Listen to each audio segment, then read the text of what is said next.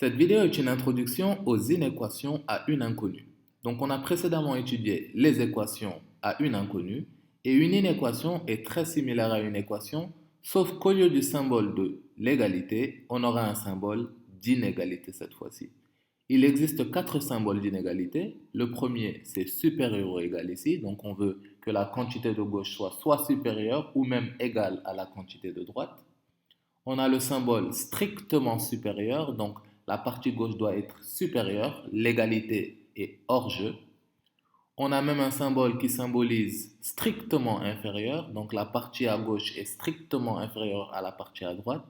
Et enfin, on a inférieur ou égal qui représente cette inégalité où le côté gauche est soit inférieur ou bien égal à la partie de droite.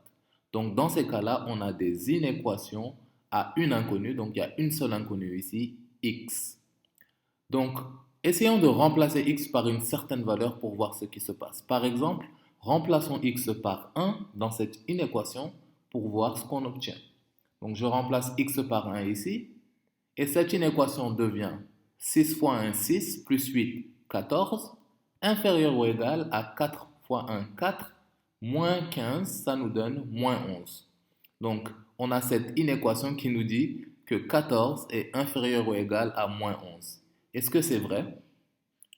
C'est faux. 14 n'est pas plus petit que moins 11. Moins 11 est un nombre négatif et donc moins 11 est plus petit que 14.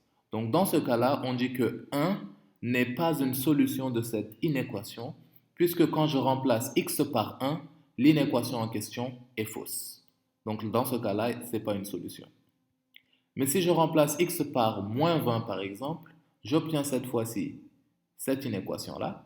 Donc 6 fois moins 20, ça me donne moins 120, plus 8, moins 112, inférieur ou égal à 4 fois moins 20, moins 80, moins 15, ça nous donne moins 95. Donc cette inéquation-là est bel et bien vraie, moins 112 est bien plus petit que moins 95, et donc on dit que 20 est une solution de cette inéquation. Donc pour vérifier si une certaine valeur est une solution d'une inéquation ou non, on introduit cette inconnue à l'intérieur de l'inéquation en question. Et si cette inéquation est vraie, alors c'est une solution. Et si elle ne l'est pas, ce n'est pas une solution. Donc, on va apprendre dans les vidéos futures à résoudre des inéquations, c'est-à-dire à trouver toutes les solutions qui vont satisfaire cette inéquation. On va apprendre qu'en général, les inéquations ont une infinité de solutions et donc il va falloir trouver une méthode pour trouver toutes ces solutions-là.